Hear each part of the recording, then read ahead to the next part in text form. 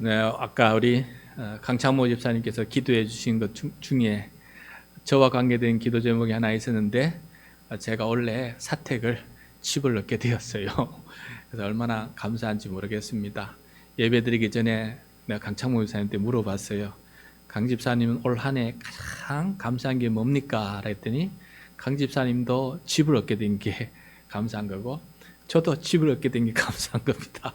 라고 얘기를 했는데 집을 얻고 난 다음에 어떤 일이 벌어졌느냐, 제가 묵상을 통해서 이미 여러분한테 말씀을 드렸는데 집에 누수가 난 집이었어요. 누수가 난 집이었습니다. 여러분, 누수가 없는 집은 평화로운 집입니다.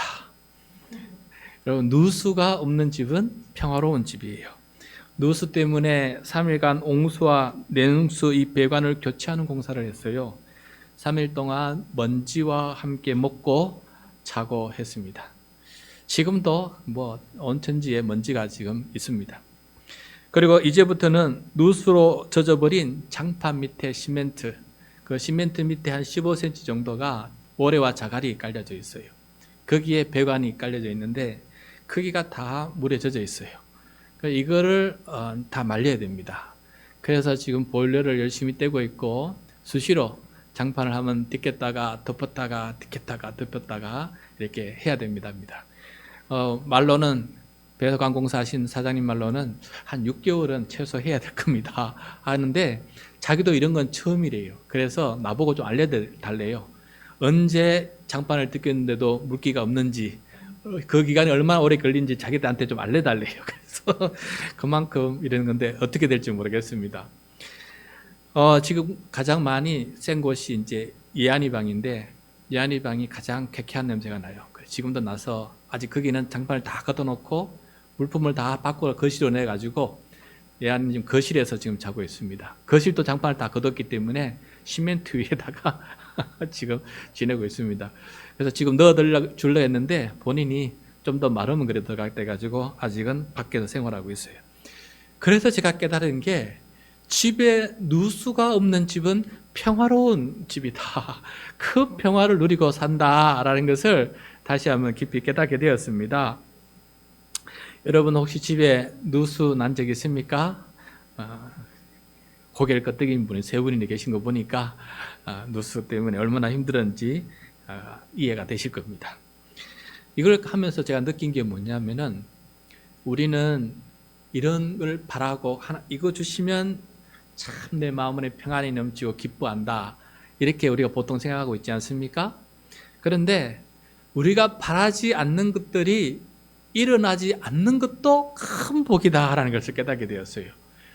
뉴스를 보고 신문지상을 보면은 별의별 일들, 희한한 일들이 많이 발생하지 않습니까?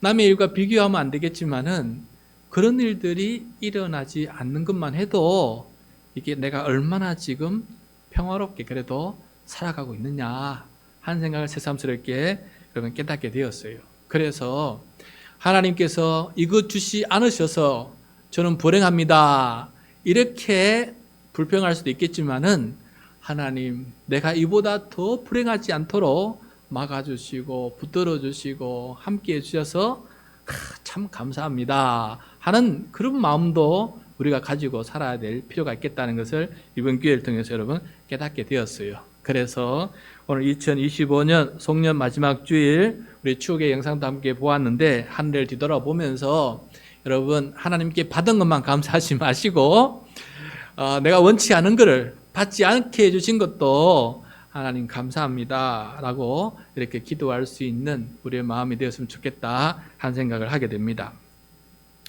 여러분, 우리가 평화를 얻고 싶어 하지만은 이 평화를 주시는 분은 하나님이십니다. 평화를 깨는 사람은 사람입니다. 우리의 욕심과 욕망이 평화를 깨어가는 것이고, 그럼에도 불구하고 우리에게 평화를 가져다 주시는 분은, 진정한 평화를 가져다 주시는 분은 하나님이시다라는 것을 오늘 한번 생각해 보았으면 좋겠어요. 오늘 말씀이 그런 말씀입니다. 오늘 말씀 미가서인데 선지자 미가가 활동한 시절은 어떤 시절이냐면은 이스라엘이 남북으로 나뉘는 다음에 북쪽 이스라엘이 아수르 제국에 의해서 멸망을 당했어요. 그리고 이 아수르 제국이 남쪽 유다도 침략하려고 지금 준비하고 있어요. 이런 와중에 선지자 이사야와 미가가 남왕국 이 사람들에게 하나님의 말씀을 선포했어요. 지금 북이스라엘을 봐라. 하나님을 섬기지 않고 우상을 숭배하고 이웃에게 불의를 행하다가 하나님의 징계와 징벌을 받아서 이렇게 멸망하고 있는데 아직도 너희들은 깨닫지 못하고 우상을 숭배하고 이웃에게 불의를 행하고 있으니 너희들도 이러면은 망할 수밖에 없다. 하나님의 징계를 피할 수 없다라는 것을 지금 선포하고 있는 그런 선지자의 말씀이 되겠습니다. 그래서 미가가 하나님께서 이 땅에 평화를 빼앗아 가시는 일을 보여주시고 그런 다음에 다시금 평화를 가져다 주실 것을 말씀하고 있는 것을 보게 돼요. 그래서 하나님의 평화는 평화를 깬 것에 대해서 먼저 징계를 하신 다음에 그 다음에 다시금 평화를 얻도록 하나님께서 순서대로 일을 만들어 가시는 것을 보게 됩니다. 자, 그러면 오늘은 미가서의 그 일부분인데 5장 말씀이 되겠습니다. 5장 말씀 어떤 말씀이 있는지와 함께 살펴보면 좋겠습니다. 먼저 1절입니다. 미가는 남유다에게 위기에 놓인 남유다에게 이렇게 말합니다. 1절 시작. 군대의 도성아 군대를 모아라. 우리가 포위되었다. 침략군들이 몽둥이로 이스라엘의 통치자의 뺨을 칠 것이다. 자, 군대의 도성아 온 군사들이 지금 모여 있어요. 예루살렘 성에. 더 군대를 모아라. 지금 우리가 포위되었다. 아수르 제국이 지금 군대가 내려와서 우리를 포위하고 있다. 그리고 이 침략군들이 몽둥이로 이스라엘 통치자의 뺨을 칠 것이다. 이스라엘 통치자는 왕이 아니겠습니까? 왕을 비롯하여 모든 백성들의 뺨을 친다는 것은 침략하여 파괴시킨다라는 뜻이고 잘못한 이스라엘을 징벌하신다라는 그런 말씀이 되겠습니다. 자, 이런 말씀을 하시고 난 다음에 선지자는 하나님께서 새로운 왕을 준비하고 계신다라는 사실도 알려주고 있어요. 한편으로는 징계하시지만은 한편으로는 또 구원하시는 하나님의 계획을 동시에 알려주고 있어요. 그게 2절 말씀입니다. 2절 말씀 시작. 그러나 너 베들레헴 에브라다야 너는 유다의 여러 족속 가운데서 작은 족속이지만 이스라엘을 다스릴 자가 내게서 내게로 나올 것이다. 그의 기원은 아득한 옛날 태초에까지 거슬러 올라간다. 자, 예루살렘 성 근처에 작은 마을이 있었는데 베들레헴이라는 말이 있어요. 베들레헴이란 뜻은 빵집이란 뜻이에요. 빵집, 베들레헴이란 빵을 거기서 많이 만들어서 판매했던 도시인 것 같아요. 그래서 베들레헴 이 빵집의 마을에 있는데 옛날 이름은 지금 이름은 베들레헴이지만 옛날 이름은 에브라다였어요. 에브라다. 이 동네는 작은 동네이지만은 다윗의 후손이 살고 있는 동네예요. 다윗 가문이 살고 있는 동네입니다. 그런데 이 작은 동네 이 가문에서 다윗 가문에서 이스라엘을 다스릴 자, 그러니까 왕이 나올 것이다 라고 이렇게 말씀해 주고 있습니다. 다윗과 같은 선한 왕이라서 사람들은 새 다윗 왕이다 라고 부르기도 했고 메시아다, 신약 성경의 용어로 하면 그리스도가 나실 것이다, 메시아가 나실 것이다, 그리스도가 나실 것이다. 메시아 그리스도는 기름 부음 받은 자거든요. 왕은 기름 부음 받아서 세워집니다. 그래서 메시아 기름 부음 받은 자가 드디어 오실 것이다 라고 이렇게 얘기하고 있는 것을 보게 됩니다. 이 새 다윗 왕은 다윗의 후손이기에 그 기원이 다윗이라야 하는데 오늘 2절 말씀에 보니까 이 새 다윗의 기원은 아득한 옛날 태초에까지 거슬러 간다라고 말씀하고 있어요. 그러므로 이 새 다윗은 한편으로는 다윗의 후손이지만은 다른 한편으로는 다윗의 높은 선조가 되는 거예요. 선조.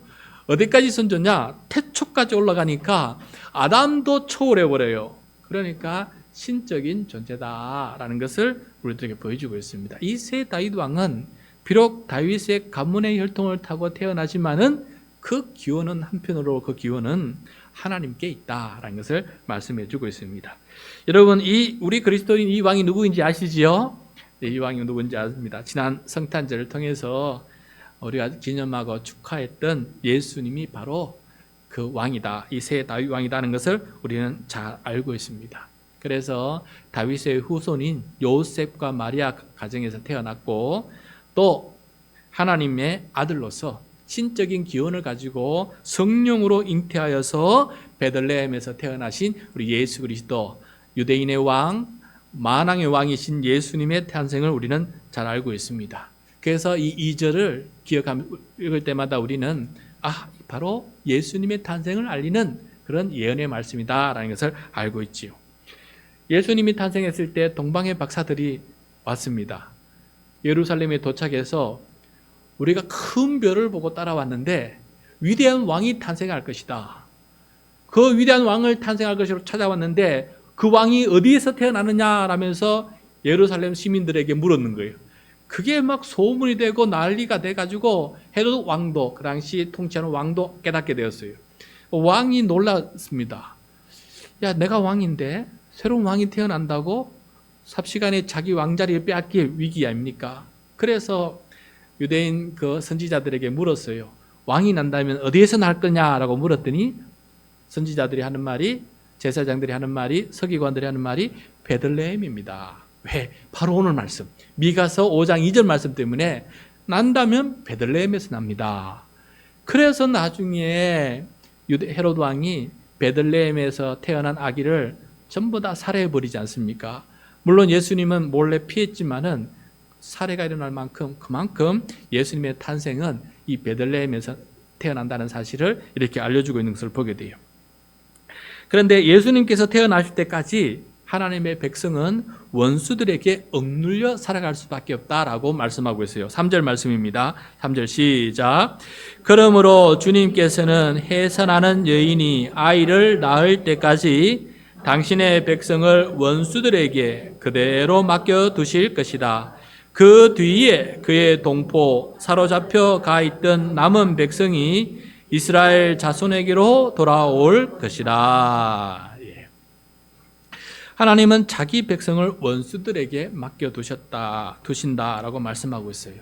여러분, 여기서 원수라는 것은 아수르 제국을 말하고 있고 2차적으로는 아수르 제국조차도 무너뜨린 바벨론 제국을 말하고 있어요. 원수, 적국을 말하고 있습니다. 그런데 예수님의 탄생까지 생각해 본다면은 원수는 그렇게 눈에 보이는 원수만이 아닙니다. 진정한 원수는 죄와 죽음과 사탄이 인류의 진정한 원수다라는 것을 알고 있어요. 그래서 예수님께서 오셨을 때에는 어떤 일을 하십니까? 죄에 대해서 해방하고 죽음에 대해서 해방하고 사탄에 대해서 해방하고, 그래서 의인이 되고, 그래서 영생을 얻고, 그래서 사탄이 아니라 하나님이 통치하시는 나라, 하나님의 나라 천국 백성이 되게끔 만드시는 것이 유대인의 왕으로 오신 새 다윗 왕이신 예수 그리스도께서 하시는 일이었다. 그래서 십자가의 죽음과 부활 승천은 바로 죄와 죽음과 사탄의 종노릇하는 이 백성을, 죄인들을 구원하시고 이기게 하시는 하나님의 놀라운 승리였다라는 것을 우리 신약 성경을 통해서 깨닫게 되는 것입니다. 이렇게 예수님은 진정한 통치자, 왕이 되셔서 죄와 죽음과 사탄과 싸워 승리하는 위대한 일을 행하시는데, 이 위대한 일이 땅끝까지 전파될 것이다 라는 것을 미리 말씀하고 있습니다. 4절이에요. 4절 시작. 그가 주님께서 주신 능력을 가지고 그의 하나님이신 주님의 이름이 지닌 그 위엄을 의지하고 서서 그의 때를 먹일 것이다. 그러면 그의 위대함이 땅끝까지 이를 것이므로 그들은 안전하게 살아갈 수 있을 것이다. 십자가의 능력과 성령의 능력으로 죄와 죽음과 사탄의 종노릇하는 이 죄인들을 구원하시고 의와 생명과 하나님의 나라를 세우는 이 위대한 일을 예수님께서 시작하시는데, 그 예수님께서 시작하신 이 위대한 일이 제자들을 통해서, 교회를 통해서 땅끝까지 이 위대함이 전파되어 갈 것이다. 그래서 여러분, 저와 여러분이 그 위대함의 소식을 듣고 예수 그리스도를 알게 되고 영접하게 되고 하나님의 백성이 되는 놀라운 구원의 은혜를 우리가 받아 누리고 있는 것입니다. 그래서 예수님을 통해서 이 일이 진행이 되게 될 것인데, 그래서 5절 상반절에 우리에게 진정으로 평화를 가져다 주실 분은 바로 이분이다 라고 얘기하고 있습니다. 5절 상반절 같이 읽겠습니다. 시작. 그리고 그는 그들에게 평화를 가져다 줄 것이다. 평화를 가져다 줄 것이다. 자, 여러분, 여기서 이 평화라는 의미를 우리가 좀 깨달았으면 좋겠어요. 성경에 보면은 이 평화를 평강으로 번역하기도 하고 평안이라고 번역하기도 하는데, 다 똑같은 말에서 번역을 했습니다. 히브리어로 샬롬이에요. 샬롬. 이 샬롬, 우리 교회 이름도 그래서 하늘 평강이에요. 하늘 평화, 하늘 평강.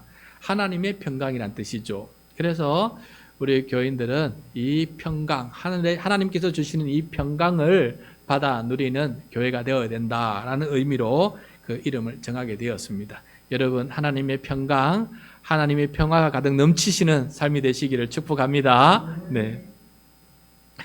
선지자 미가 당시 사람들은 이 평화를 가져다 주는 이가 당대의 왕이었던 히스기야 왕인 줄 알았어요. 히스기야 왕. 왜냐하면 히스기야 왕 덕분에 아시리아 군대의 침략을 막아내고 남유다가 멸망하지 않았기 때문에 그렇습니다.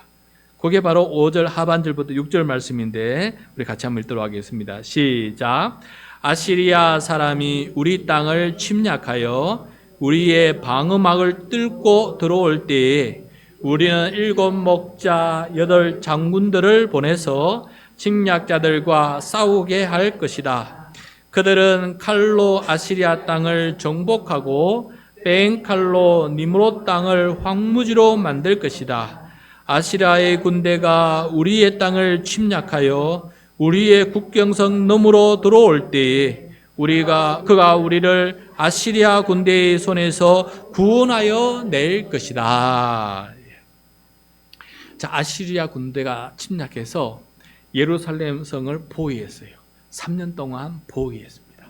먹을 것이 없어서 백성들이 자기 태어난 아기를 삶아서 먹는 일까지. 성경 읽어보면 처참합니다. 이 3년 동안 돌도 가면서 성을 막았기 때문에 먹을 것이 없는 거예요. 그래서 사람을 인육을 먹는 일까지 벌어지면서 버티고 있는 거예요. 그래서 히스기야 왕이 하나님 앞에 성전에 올라가서 엎드려서 기도했어요. 그리고 선지자 이사야에게 사람을 보내서 좀 하나님께 같이 기도해달라. 그리고 하나님께서 뭐라 말씀하시는지 듣고 좀 응답해달라라고 이렇게 기도를 했는데 신기한 일이 벌어졌어요. 어떤 일이 벌어졌느냐? 조금 있으면 이제는 다 멸망할 상황이었어요. 그런데 아시리아 본국에서 뭔가 큰 문제가 생겼어요. 그래서 아시리아 왕과 이 군대가 물러갔습니다. 더 급한 일을 처리하라고 다 떠나버렸어요. 그래서 남유다가 멸망하지 않았습니다. 그러니까 이게 히스기야 왕의 노력입니까? 히스기야 유다 군대의 힘으로 이렇게 구원을 얻었습니까? 아닙니다. 하나님께서 베푸르신 은혜예요. 두 번째, 오늘 말씀에 보면은 아시리아 땅을 누군가가 쳐부순다고 되어 있는데 아시리아 땅을 쳐부순 사람은 히스기야 왕이 아니에요. 누구냐면은 바벨론 왕이에요. 바벨론. 느부갓네살 왕이 일어나서 바벨론 땅을 다 쳤어요. 그래서 하나님은 바벨론 왕 느부갓네살을 자기 종 삼아서 저 악한 아수르 왕을 그 땅을 다 무너뜨린 일을 하게 된 것을 보게 돼요. 그래서 이런 걸 보면은 오늘 5장 2절에 나와 있는 베들레헴에서 태어날 아기는 히스기야 왕이 아니에요. 먼 미래에 태어날 그 왕을 가리키는 것을 우리가 깨닫게 됩니다. 그래서 그 일을 행하신 분이 누구냐? 우리는 예수 그리스도다라고 이렇게 설명하고 있는 것입니다. 예수님께서 왕으로 다스리는 하나님의 나라에는 더 이상 전쟁이 없을 것입니다. 전쟁이 없어요. 10절과 11절입니다. 10절과 11절 시작. 나 주가 선언한다. 그날이 오면 너희가 가진 군마를 없애버리고 말이 이끄는 병거를 부수어 버리겠다. 너희 땅에 세운 성곽들을 부수어 버리고 요새들은 모두 파괴하여 버리겠다. 그 날이 오면 우리 이 날이 어떤 날인지 압니다. 예수님께서 다시 오시는 날, 새하늘과 새 땅이 펼쳐지는 날입니다. 그때에는 군마를 없애버리겠다. 그리고 병거도 부숴버리겠다. 전쟁하기 위해서 쌓아놓은 성곽과 요새도 다 파괴시켜버리겠다. 그 말씀은 다시는 이 땅에 전쟁이란 것은 없을 것이다. 그리고 전쟁 없는 평화, 그 평화가 하나님의 나라다. 하나님 나라가 이루어지면 다시는 전쟁이 없을 것이다 라는 것을 미리 이렇게 말씀해 주고 있는 것을 보게 됩니다. 여러분, 우리는 한국 전쟁을 경험한 나라예요. 전쟁을 경험하고 수많은 이산가족과 수많은 사람들이 죽어서 아픔을 경험한 나라입니다. 그런데 하나님의 나라는 더 이상 그런 전쟁이 없을 것이다 라고 말씀해 주고 있어요. 그런데 여러분, 전쟁만 없는 것이 진정한 평화가 아니다. 예수님은 전쟁을 종식시킨 것도 있지만은 더 중요한 평화, 진정한 평화, 우리의 심령까지, 내 영혼 깊숙한 영혼까지 평화를 누리는 그 평화를 하나님께서 가져다 주실 것이다 라고 말씀하고 있어요. 그게 어떤 평화느냐? 12절부터 14절입니다. 그게 뭘까? 우리 자세히 한번 들어봅시다. 12절부터 14절 시작. 너희가 쓰던 마법을 없앨 것이니 너희가 다시는 점을 치지 않을 것이다. 너희가 새긴 우상을 파괴하여 버리고 신성하게 여긴 돌 기둥들도 부수어 버려서 다시는 너희가 만든 그런 것들을 너희가 섬기지 못하게 하겠다. 너희 가운데에서 아세라 여신상을 모두 뽑아버리고 너희가 사는 성읍들을 파괴하겠다. 자, 여러분, 여기서 무엇을 말씀하고 있는 것입니까? 하나님이 아닌 모든 거짓 신들을 다 없애버리겠다라고 말씀하고 있어요. 여러분, 하나님 이 세상을 창조하시고 구원하시는 삼위일체 하나님 위에 거짓 신들, 사람들이 만들어 놓은 모든 거짓 신들을 하나님께서 다 부수어버리겠다는 거예요. 그리고 진정한 평화는 유일하신 창조주 하나님의 통치를 받고 하나님의 다스림을 받고 살아가는 만왕의 왕이신 예수 그리스도의 통치를 받고 살아가는 그런 세상으로 하나님께서 만드시겠다라고 말씀하고 있습니다.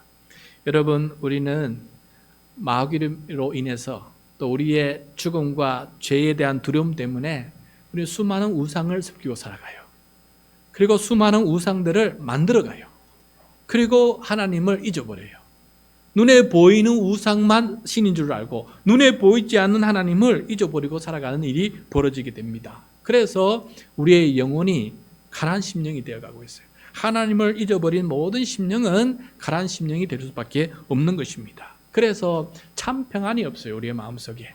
우리의 심령 속에 우리의 영혼이 참 평안을 누리지 못합니다. 수많은 거짓 우상을 쫓아가다가 더 갈급한 심령이 되고 헛된 짓을 하게 되고 죄악을 저지르게 되는 거예요. 그래서 진정한 평안은 하나님, 유일하신 하나님이 다스리고 통치하는 세상이 될 때 그 세상 가운데 전쟁이 없고 더 이상 죽음과 죄가 없고 마귀가 없는 그 세상에서 온전히 살아가는 것, 이것이 바로 진정한 평화다라고 우리들에게 말씀해 주고 있습니다.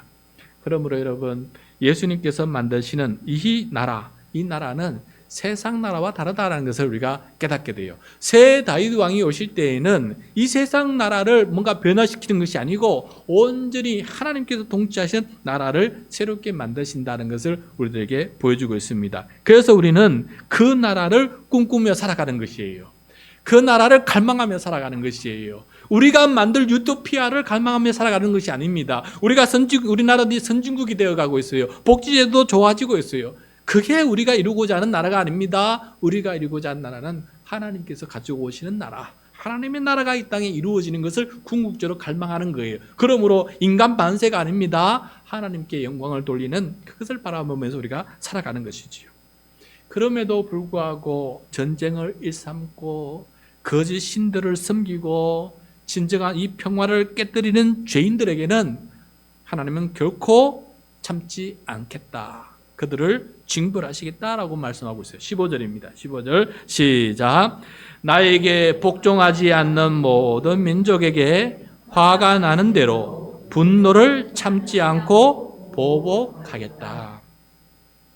하나님은 긍휼을 많으셔서 오래 참고 오래 참으세요. 그렇지만은 하나님께서 참지 않는 날이 옵니다. 그 날을 최후의 심판이라 그래요. 복종하지 않는 모든 민족에게, 민족뿐만 아닙니다, 죄와 죽음과 사탄까지 하나님께서는 화가 나는 대로 분노하셔서 그들 전부 다 멸절시킬 것이다 라고 말씀하고 있는 것입니다. 하나님의 정의로운 심판이 두려운 것입니다. 하나님은 그렇게 하셔서 더 이상 전쟁이 없고 죄와 죽음과 사탄이 판치지 않는 하나님만 통치하는 나라를 기필코 만들 것이다. 강한 의지를 이렇게 우리들에게 보여주고 있는 것을 보게 돼요. 그래서 여러분, 우리는 이 평화를 얻기 위해서 우리는 어떻게 살아야 되겠습니까? 어떻게 살아야 되겠습니까? 선지자 미가는 우리가 어떻게 살아야 될 것인지를 가르쳐주고 있는데 바로 미가서 6장 8절입니다. 미가서에서 가장 유명한 말씀이죠. 미가서 6장 8절 우리 같이 한 목소리로 읽겠습니다. 시작. 너 사람아, 무엇이 착한 일인지를 주님께서 이미 말씀하셨다. 주께서 너에게 요구하시는 것이 무엇인지도 이미 말씀하셨다.